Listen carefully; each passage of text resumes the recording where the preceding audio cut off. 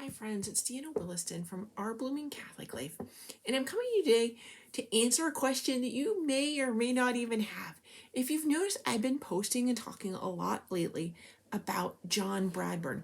So why do I talk so much about John? And maybe you've watched some of the videos of the 100-Day Poetry Project, and you're like, I don't get it. So he's a nature lover. Great, it's nature poems. What does that have to do with God?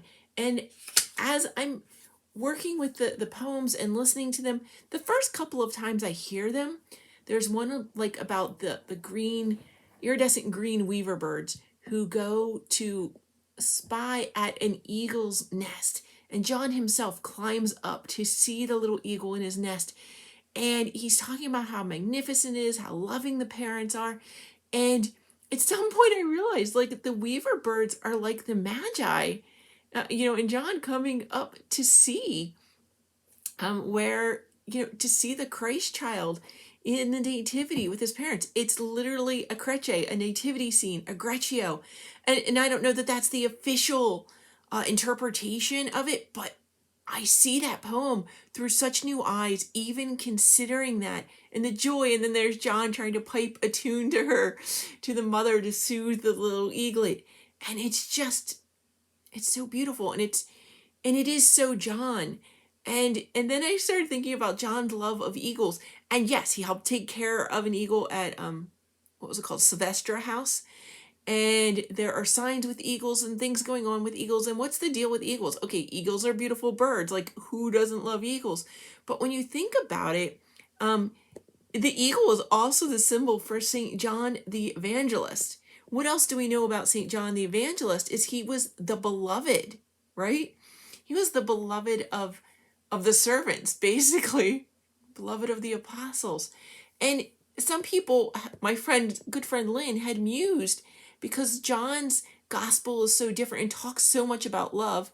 And here's some examples. These are quotes are from the Dewey Rhymes translation. If any man say, I love God, and hateth his brother, he's a liar. For he that loveth not his brother, whom he seeth, how can he love God, whom he seeth not? And you think of these verses in regards to John first seeing the lepers. How can I say that I love God if my heart isn't broken for the poor and the outcast among us? Let's try another one here. 1 John 4-7. Dearly beloved, let us love one another, for charity is of God, and everyone that loveth is born of God and knoweth God. Let's try another one. No man hath seen God at any time. But if we love one another, God abideth in us, and his charity is perfected in us. And if love was perfected in anyone in the last century, I would have to say John Bradburne would have to be one of those people. And you see it because he didn't really see God, but he saw God in his fellow man, and he treated his fellow man like his brother. Love God, love your neighbor. And to see that love grow in John over time. And his musings, even in one of the, I think it was the Day 2 poem, was about John climbing trees instead of playing cricket as a young man or as a boy. And at first I was like, ha ha ha, we used to hide from playing baseball when we had to play it in gym class. We would hide and chat. We'd hide from the gym teacher and we'd just hang out with our friends. But then you think about it, in cricket, or baseball, I'll say it in American terms, we're hitting a ball and we're running around in circles and hanging out with our friends and competing with each other even. And what was John interested in? John was interested in climbing higher and rising above that circular just rat race that we run every day, right? He rose above it, literally climbing up to God to spend time closer to God. The higher he reached, the higher I think his soul soared like an eagle. And it just unlocks John's poetry in a new way for me. And it's just exciting to try and look for it that way. And then you go back and you try and read some more of John's gospel. Let us therefore love God, because God hath loved us first. Well, there's the reason why he did it.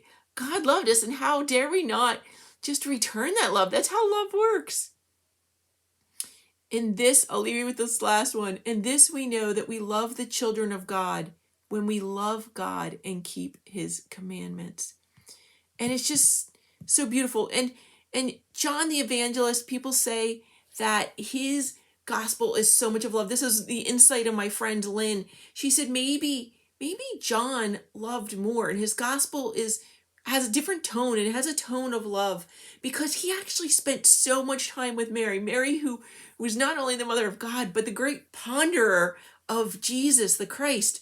And perhaps that influenced John's the evangelist thinking as well. But as well, we know John Bradburne spent quite a lot of time with Mary, the mother of God. He had a mystical marriage with her. He promised himself to her. He said that all of his poetry, don't quote me that it was all of it, but that his poetry was of Mary. And he prayed this constantly.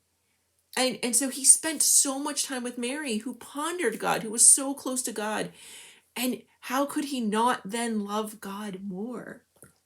I don't know. These were my reflections today as I was thinking of reasons to try and communicate to those of you who don't really know John yet, why those of us who learn about him, why we end up loving him so much. And he brings us so much closer to Christ, and he just helps us on our spiritual journey.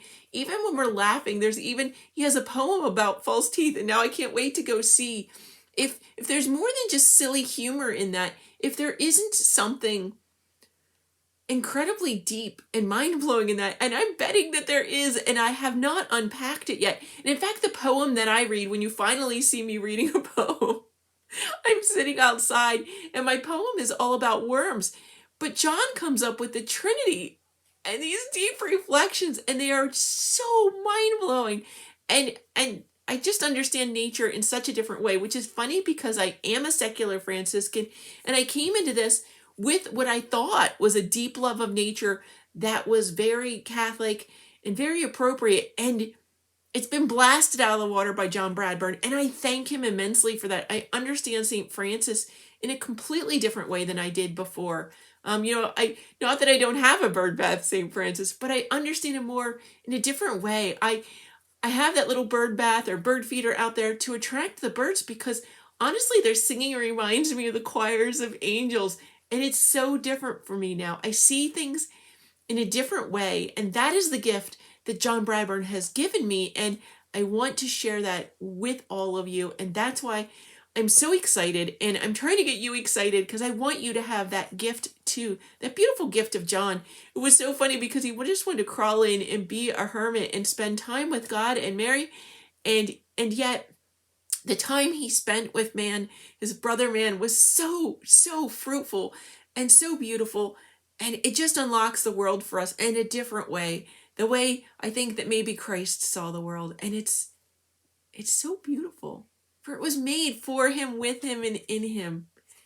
And that's the world I want to see. That's the world I want to live in. God bless you, friends. And bless those at the John Bradburne Memorial Society for continually reaching out and striving to help others see this beautiful vision. We don't all have a vision of Mary like John did, but we can kind of share in his vision a little bit. And that is such a blessing. Okay, friends, I know I can't stop talking about him. If you want to know more about John Bradburne, please go to www.johnbradburne.com or www.johnbradburnepoems.com. All of his poetry is there for you free on the internet. It's an amazing gift. Get out there and read them. Look up the Bible verses because you're going to be sparked. You are going to be sparked. There's no way you're not. God bless you, friends. I know I'm going to let you go. God bless you. Love you. Bye.